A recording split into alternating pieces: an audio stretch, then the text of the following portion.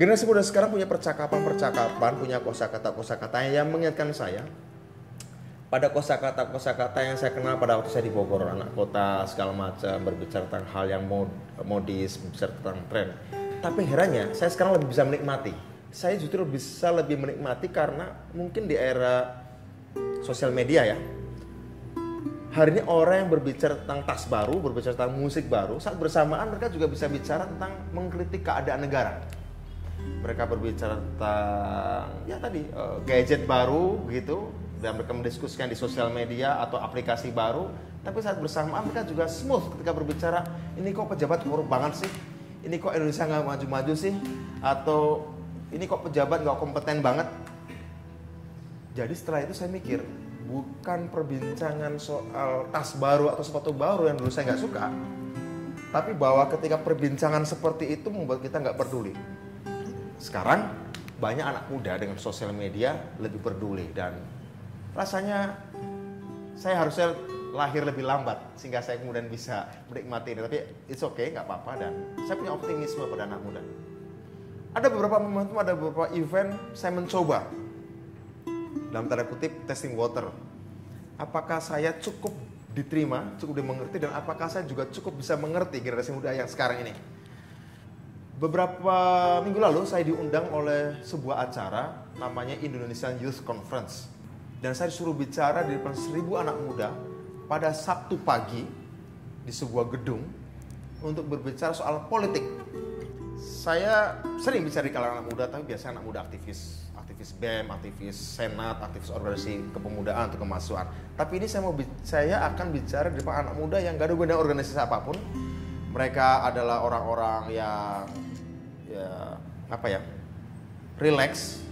Tapi hari itu mereka mau dengar saya ngomong politik. Saya nggak mungkin mulai dari bercerita ide saya, akan sangat membosankan. Belum tentu mereka akan tertarik pada ide saya.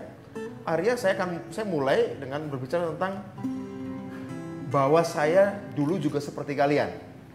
Bahwa saya pernah dulu culunnya juga sama seperti kalian. Saya juga dulu sama suka gaul seperti kalian. Dan bahwa sekarang akhirnya saya terjun di politik bukan karena saya berbeda, bukan saya luar biasa, tapi justru karena saya pernah ngalami seperti yang teman-teman alami. Dan ketika mereka sekarang mau mendengar diskusi politik pada Sabtu pagi, padahal aku yakin malam sebelumnya mereka barangkali habis clubbing, tapi Sabtu pagi mereka mau datang dan mendengarkan saya ngomong politik, itu artinya menunjukkan bahwa kalian nggak secuek apa yang dikatakan oleh orang-orang kok. Penerimaannya cukup baik, dan kita terlibat perbincangan kemudian, dan mungkin itu belum bisa mewakili seluruh anak muda, tapi saya coba memahami kehidupan mereka. Dulu waktu saya baru keluar dari penjara, Wimar Witular pernah bilang pada sahabat saya Martin, ajak Budiman ke kafe, kenalkan dia dengan kehidupan kafe agar dia bisa seperti manusia pada umumnya. Oke, saya coba tahu apa sih nongkrong di kafe, apa sih clubbing begitu ya. Oke, saya kemudian masuk dalam dunia mereka, berinteraksi dengan mereka, dan menarik bahwa saya bisa diterima pada akhirnya, dan karena saya juga mencoba mulai dan memahami mereka. Juga ketika saya di Inggris, saya bergaul dengan beberapa anak mahasiswa Indonesia. Most of them anak-anak pejabat zaman Orde Baru atau anak pengusaha yang mungkin secara sosial dulu akan menganggap saya sebagai rebel, ini the other gitu ya.